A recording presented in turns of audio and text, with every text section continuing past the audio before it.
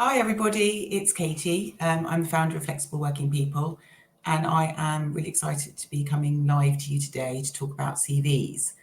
I really wanted to do this myself, this particular Facebook Live, because I see CVs every single day. So I'm constantly looking at CVs, obviously, as part of my role. And I just thought it would be really helpful for you to hear from a recruiter and an ex-hiring manager and somebody who really, understands CVs, what I'm seeing, and how I can help you maybe to think about writing, revamping your CV, and the things that recruiters are thinking about when they're looking at your CV.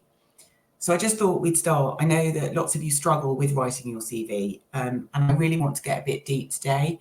And I'm not going to go into the details of structure. I'm going to sort of talk about what I see that works really well with CVs, what doesn't work so well, and also give you some tips and some do's and don'ts to help you to get your CV from the no pile into the yes pile. Because ultimately, your CV is really just a selling tool to get you an interview and to help us to market ourselves and to network. So people can't get to know you. The CV is the only tool that they have to get to know you. So it's really, really important that we get it right. And I see so many CVs every day and they literally land on my desk. And I know that they say it's 7 seconds to for a recruiter to sort of yes or no it. And I know that's a really sad number. And I know that when I was applying for jobs back in the day, I would find that really hard. But it's true, when you've got a job with hundreds of applications coming through, you don't really have the time that you would like to look at all the CVs in as much detail as you like. So the CV has to work really, really hard. So I'm going to share my tips and strategies with you today, and I hope that go and grab a notepad and make some notes. I'm going to go through quite a lot of detail today. So please make notes and obviously type any questions into the comments, and I'll see if I can cover them at the end if there's time. Otherwise, I will cover them later. Can you just give me a sort of a wave or say I'm here or a thumbs up just to make sure that you can see me and hear me, and we can get going. I just wanted to ask a question before we got started, and I just wanted to sort of find out from you, as a few of you already joined, where you are currently with your CV.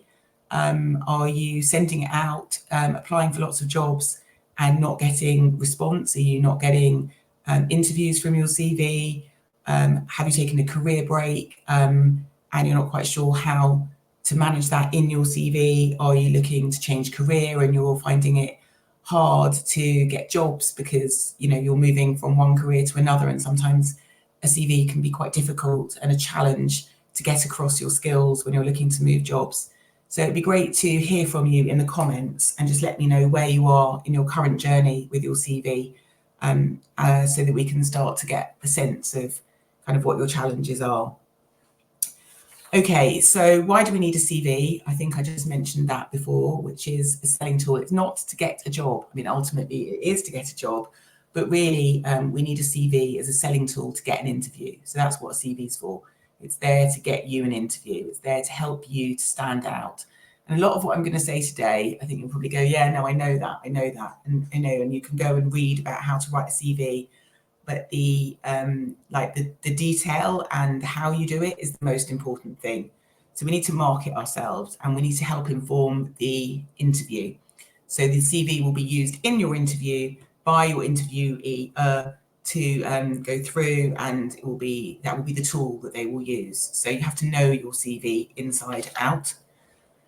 So I would say what's really important and what a lot of people don't do when writing a CV, and this is a really, really important first step, so please take note of this, is to take a step back from your CV, from your existing CV, put it to one side for the moment, and just think about what it is that you're trying to get across, what it is that you're trying to achieve, what you're trying to convey, what do you want somebody who is reading your CV to see, what problem can you solve, what value can you add, what is the job that you're going for, and start to really brainstorm what are the skills that I've got, what profession am I going into, what are the things that I want somebody to see and think about me when they read my CV. What are my key strengths? What's my expertise in? what's really important for you to get across, and to think about what your superpower is. So what is your USP? We are all individuals. Now, there may be a job for a marketing manager and we'll have 50, 60 applications for a marketing manager. Now, every marketing manager is going to be different and bring a different set of skills. They might all have done social media or all have done PPC, but actually you'll have your own USP and your own superpower for what makes you the standout candidate. And your opportunity in your CV is to try and get that level of detail, that intrinsic value over, rather than just it being a list of roles and responsibilities. And to also really brainstorm some of the evidence and the proof and the outcomes, whether that's relationships or data. Sometimes people get a bit hung up on what my achievements were. They don't have to be great. They just have to show that in your job you have delivered value, and your CV has to show that. So I think that this is a really, really important start to any CV writing exercise, which is take a step back from your CV, put it to one side, and really get clear on who you are, what you're trying to achieve, what's the job you're going for, and how this document is going to get you an interview. So I would really encourage you to do that. So in terms of some common mistakes, I thought it might be quite useful to share some common mistakes that I see every day when I'm looking at CVs. And one of the most common mistakes is to send, when I receive very generic CVs. So I can see that people are sending generic CVs because they're applying for multiple jobs and the same CV is going for all of the jobs. Now, sending a generic CV, I totally understand is, it's time saving. And when you're applying for lots of jobs, it's easier to send your CV off. It is time consuming to tailor. But my number one advice here today would be take the time, apply for less jobs and take more time on the ones that you really want, and get your CV in top shape for those, and matching your CV to the job description so that when they read your CV, they can see that you're the person that matches the job that they're hiring for. And I know that sounds super obvious, but I can't tell you how many CVs that I see that are just generic, that don't go the extra mile, and they almost immediately go on to the no pile because you're not making it easy for a recruiter or for a hiring manager to see. And if you make it hard for them to see the skills and you'll stand out and why you're right for this job, it will go into the no pile. So I really implore you to try and tailor your CVs if you can. And also if they ask for a covering letter, which often they do, then to send a covering letter as well. More often than not, I get 2 CVs on an application. So where it says upload your cover letter, it's another CV. And that to me says, oh, I can't really be bothered to write a covering letter, or I'm not really sure how to write a covering letter. Don't worry, I'm going to do another session on covering letters, but today is all about CVs.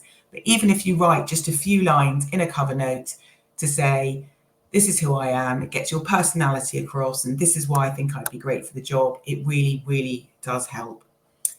The other common mistake that I see that I wanted to share with you is CVs that just simply list all of the jobs that you've had and the roles and the responsibilities. So more often than not, I'll get a CV that says, here are my details, and then it's in chronological order, date order, and it just goes on and on through the different jobs that you've had with, this is the job title and these are the roles and responsibilities. That is a very, very basic CV. And what's going to really bring it to life is showcasing your skills, your experience, and your achievements. So have a look at your CV and try not to make it just a list of bullets of responsibilities. Really try to bring it to life. The other common mistake that I see, which is I'm seeing more and more, because as you know, we're being able to go into Word and download templates. There's a lot of templates that are available now for CVs. CV templates. Be careful with them.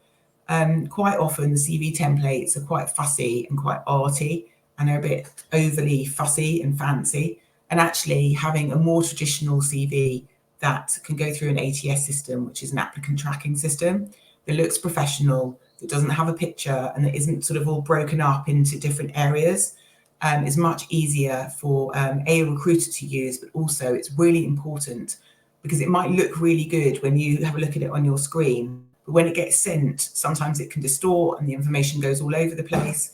And more often than not, I see these template CVs that come over and the information's in the wrong place. And when we upload it into an applicant tracking system, it doesn't pull the right information in. So a really good piece of advice today is for you to use sort of more traditional document, a Word document, which you can save as PDF because most of these applicant tracking systems can read PDFs, but to do it in a more traditional way and not to use overcomplicated templates, just to ensure that the information comes over. And then I would say, don't apply for everything, which I said earlier, don't apply for everything and anything. There is a tendency, when you want to get a new job, and I totally get it, just to, throw your CV at lots of different jobs. More often than not, taking the time to really think about a few jobs that, are really right for you, that you want to apply for, and investing your time in applying for those properly will get you much greater results than just throwing your CV over for sort of any job and hoping that one will stick. And some of the jobs that are more likely to get volume, admin assistants, customer service, etc., taking the time to really hone on your skills. And I think there's also a tendency, which I used to do a lot, which is that every time I got a new job and I was applying for a new job, I would add the latest job to my existing CV, and the CV would just go on and on and on, and it got up to about 4 or 5 pages. So try to not just add on jobs. Try and start with a blank sheet and think about, the different roles, your experiences, your achievements, etc., and not just keep adding jobs to existing CVs. So let's just get a little bit practical now. What should a CV look like? So format is really, really important on the list of what to get right on a CV. Messy, badly laid out CVs can really put a recruiter and a hiring manager off. I see lots of them where they're just sort of a bit higgledy-piggledy, a few bullet points. They don't look professional. So really try and take the time to make it look professional. It needs to be quite clean, clear and concise and well laid out with plenty of white space. So it's a bit of a double-edged sword here, because on the one hand, recruiters like to see 2-page CVs, and they don't want 4 pages. So people tend to, make the font size 10 so that it all fits on a page and increase the margins so it fits. My suggestion would be not to do that.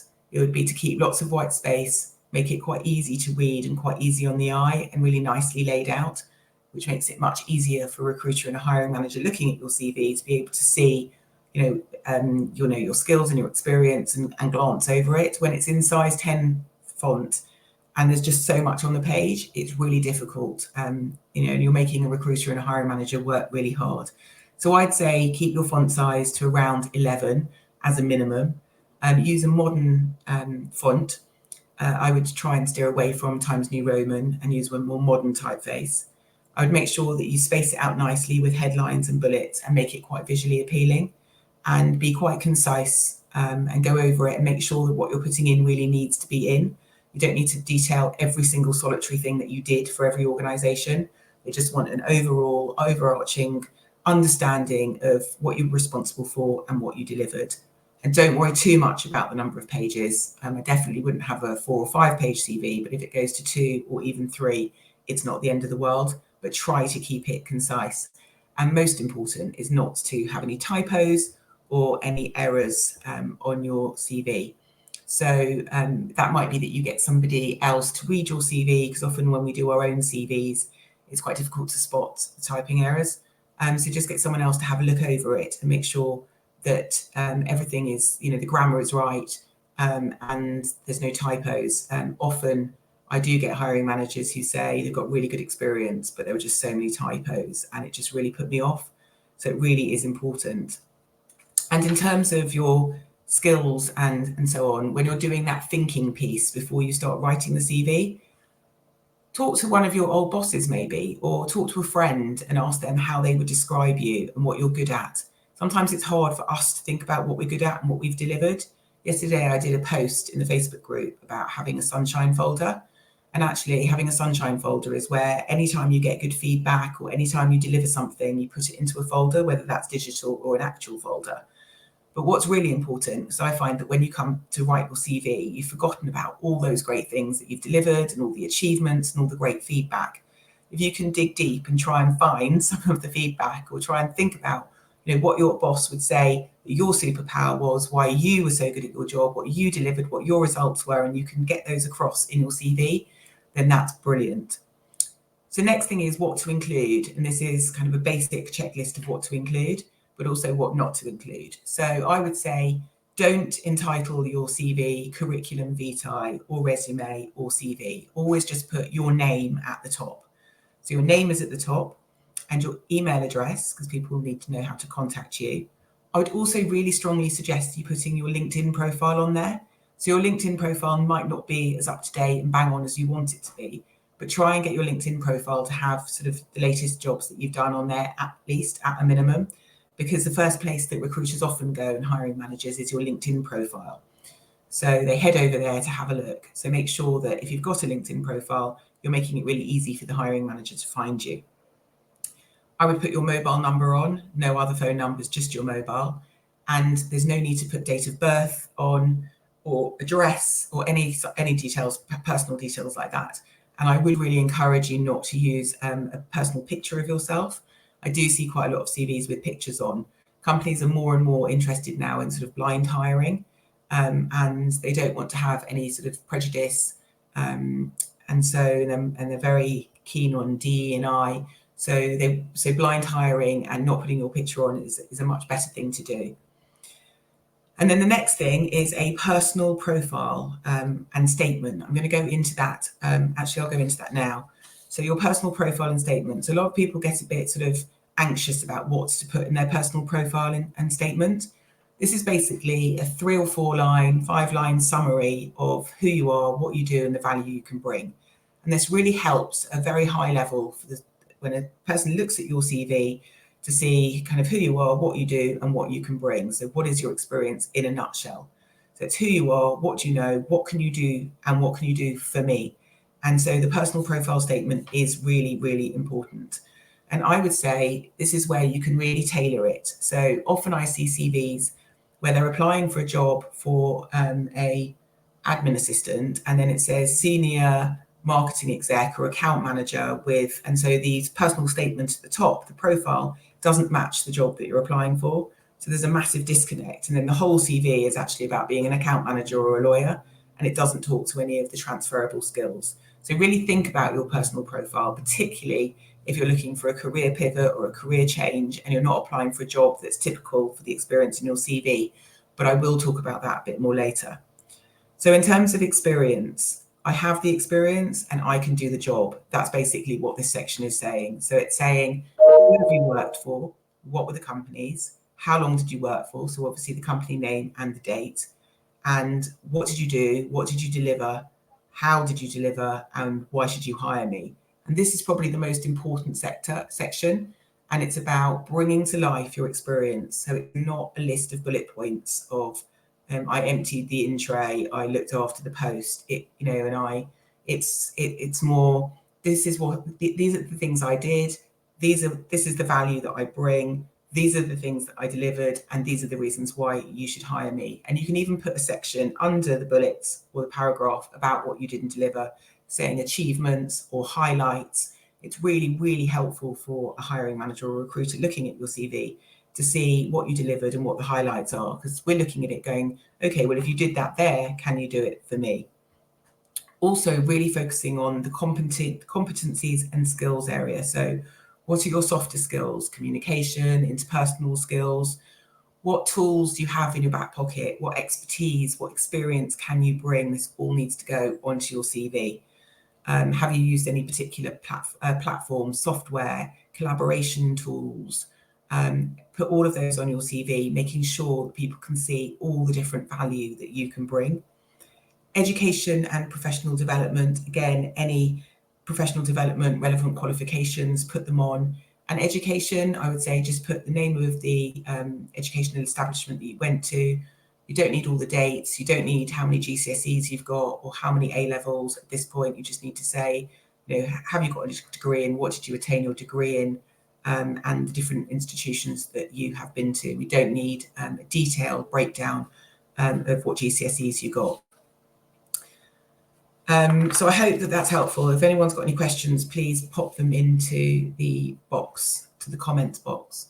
So one of the things that I also wanted to talk to you today about was keywords, because I think that this is a sort of a phrase that people pop out all the time. Make sure you've got the right keywords make sure you beat the ATS. And sort of the question, I mean, before I knew what an ATS was, I'd be like, well, what does that actually mean? But as a recruiter, I think it might be helpful for me to tell you what an ATS is. So an ATS is an applicant tracking system. And basically what that means is that when you apply for a job, it gets put into a database. So your CV will go into a database, and then the hiring manager or the recruiter will search using keywords to find the relevant CVs. So sometimes they will look at the CVs that come in, but more often than not, they go into an applicant tracking system. And we're quite a small recruiter, but we have an applicant tracking system too. And so when a job comes in, we go into our ATS and we put in keywords. So we might put in social media, PPC, for marketing related jobs. We'll search specifically. And if you've got the keywords in your CV, then the ATS, it will search for them and pick them up. And you want to make sure that your CV is getting picked up through the applicant tracking system. So that's how to beat the ATS. And the best way for you to do it is to take the job description or a job ad for the job that you're looking to apply for and look at the keywords that they're using in that particular job ad or job description, and then match those keywords in your CV. Because ultimately, you want them to be reading your CV and seeing a mirror of all the things that they want in your CV. So that's what keywords mean. And actually, on some really good CVs that I see at the top section underneath personal statement, some of these keywords which are listed. So, for example, recently I saw a legal CV and it would say, governance, and they'd list all the different keywords that were related to the type of law and legal work that they did. And it made it really easy at a glance just to see, what their skills were, what their experience was in, at the top of the page.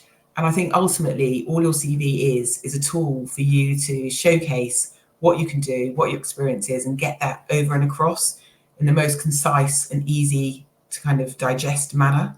So your job is to make it as easy as you can for a hiring manager to say yes when they're looking at your CV. So really take the keywords, and when you're doing your prep at the beginning, really think about what those keywords are, keywords for your job, your skills, your competencies. Look at the job description and mirror it, and then make sure that they are coming out in your CV. Because without the keywords, your CV might not get picked up. So one of the questions that comes up a lot is how to deal with career breaks and career change.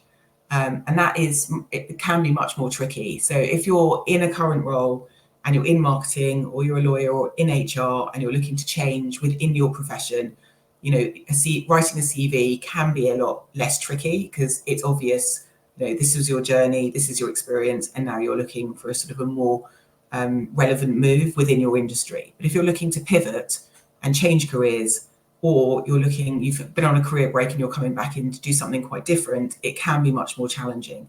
And I always say to people to tackle that head on. So in your personal statement, there's nothing wrong in saying that, you've had a career in X and now you're looking to do Y, and being upfront about it, because there's nothing worse than seeing a CV that's applying for a job that's totally not related and then not paying, not giving any credence to that in your CV or in your cover note. So explaining that, that you're looking to make a change is really important, and it can really help a recruiter. Because if you're applying for a job and it's a career change and you have no experience in that, it's very likely that it will go onto the no pile. But one of the things that you can do is consider a different type of CV. So there's two different types of CV that we see. One is a chronological CV, which are the more traditional CVs, where it goes in chronological date order and you can see quite clearly what the trajectory, what your career has, the sort of the line from starting your career to date. But more often than not, careers nowadays are much more squiggly. So you'll start and stop, and people take career breaks and they move around a lot more. And I think that recruiters and hiring managers are very used to seeing that. But what can really work is a different type of CV that you might not be aware of, and it's called a functional CV or a skills-based CV. And it doesn't work in chronological order. The idea of a functional or a skills-based CV is that it highlights your transferable skills rather than your industry specialism. So rather than focusing on all the different jobs and what you've done and roles and responsibilities, it's pulling out all of your transferable skills right to the top of the CV, So we're not looking at dates and jobs. They all come underneath that. Right at the top of the CV, these are my skills. You're highlighting your transferable skills. And it enables the combining of your skills and experience from several jobs all in one section and all under one heading, which can be really powerful when you've taken a career break or when you're pivoting in your career. It makes the career break less evident, but there's absolutely nothing wrong. If you're writing a CV and you have taken a career break, I would encourage you to write career break with the dates and not hide from it. Don't leave a gap in your CV, explain it. Recruiters and hiring managers are very used to that, and you won't be penalised for having a career break. Just make sure that you note it and you state it in your CV. Also, if you've taken a career break, and often we say this, but it can be hard to do, is to think about some of the skills that you've acquired while on a career break. So, and you can do that in quite a light-hearted way, but, if you've taken a career break and maybe you've volunteered, maybe you've worked for the community, maybe you've done something in your child's school, there are lots of things that we do while we're on career breaks, which we can still lean on and leverage in our CV. So don't think that just because you've taken a career break that there's nothing that you can pull in. You can think about some of those new skills that you've acquired, and you can talk about them. A functional skills-based CV is also quite useful when you're applying for a sort of a more junior role. So we find that we talk to a lot of candidates who have got a lot of experience, and then they're in a different life stage and they're applying for a job which maybe is less senior than they've done previously. They might want to just do admin for a couple of years, or do customer services or something that's sort of not as senior maybe as their profession, because they want more flexibility. They're happy to do less hours. They want part-time, and they've got other things that they're focused on, or they're just taking their foot off the career pedal. Now, what I would say there is that's where also being transparent, talking about the fact that you're looking to make this change. It's an active decision, and bringing that across in your cover note or in your CV can be really powerful. I think ignoring it means that people look at it and think, well, why you've been a head of marketing, why are you applying for a job as an office manager? And actually, you've got so many skills that are relevant, and so pulling out those transferable skills and talking about them in your CV and on your cover note really helps a recruiter just to understand that you're making an active decision, and that this is why you're doing it. And I think that really helps, rather than just sending your CV with a very what they would call an overqualified CV.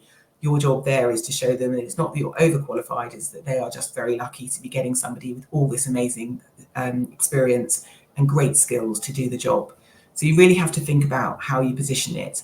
There is an awful lot to think about when you're doing your CV. And I think that, what I said at the beginning, which is taking that step back to think about what you're trying to achieve and what you're trying to do, and making sure that your CV reflects that, rather than it just being a chronological list of jobs and responsibilities, is what's going to really make your CV stand out. So doing that sort of pre-work is going to be really important, and to get you from that sort of no pile where you're not really showcasing yourself in the best possible light. So in summary, I would say keep it simple, professional, easy to read, and relevant to the job. Relevant to the job is the most important piece of advice I can give you. And make it really easy for the recruiter to say yes. Tailor your CV to every role that you're going for. It will make a really huge difference. Use keywords, think about what they are, think about what your superpower is, and make sure that when 30 different applicants are applying for the same job, or even 100, your CV is going to stand out, because it's going to bring out your uniqueness and what makes you the most employable for the job. Add in all your achievements, make sure that it's peppered with your achievements and your skills and why you're going to add value to this job. What results can you share? Sell yourself. This is your opportunity. This is a document for you to sell your skills, your abilities, and tell somebody that all of this great stuff you've done for somebody else, you're going to be able to do for them. And they're sitting there nodding, going, yes, yes. Because when we look at CVs, we really want them to be right. We really want to put people forward. We want to see great CVs. But writing a CV is a skill in itself, and I know it can be really challenging. So what we've got on the website is a CV template, So we've got some free resources for you, which can help. So I've got a CV guide that we've put up so that you can go in and sort of download that, and a template as well. So you can start to look at what a template could look like that you can utilise when you're using your CV. We haven't got a functional template yet, but that's something that I'm looking to put up. And I'm also really excited to be launching today a brand new Flexible Working People CV writing service. So some of you will have seen that we have been putting some posts out saying it's coming soon. So I'm really excited to say we've got a team of CV writers, some of whom, actually all of whom, are in the Facebook group, and this is what they do day in, day out. And we have launched the service because we know that some people will want to do it themselves, but some people will want to use a CV writer to help them to bring out the value and to help them to write their CVs to help them to get the job. So we are launching that today, and I'm going to put a link in the comments so that you can, if you'd like, inquire or sign up to get your CV written by one of our professional CV writers. We've got a special offer for September, and also we've got 2 different price points. One is for returners. So if you haven't been working for a year and you are returning, then there's one package, and then if you're employed, there's another. So we really hope that this session has helped you, and that you can use some of the resources that we've got on the website to help you to write it. We also know that some of you don't want to write it, so there's do it yourself and then done for you. And up until now, we haven't been able to offer the done for you. But if you do want your CV done for you, then we can do that too. So I hope that this has been helpful for you. Please drop any messages into the comments. I'll come back in and I'm happy to answer any questions that you have. And I'll drop the links in both for the resources that we have on the website that you can tap into, and also for the CV service. So I hope that you found that useful, and I will see you in the group soon. Thanks. Bye.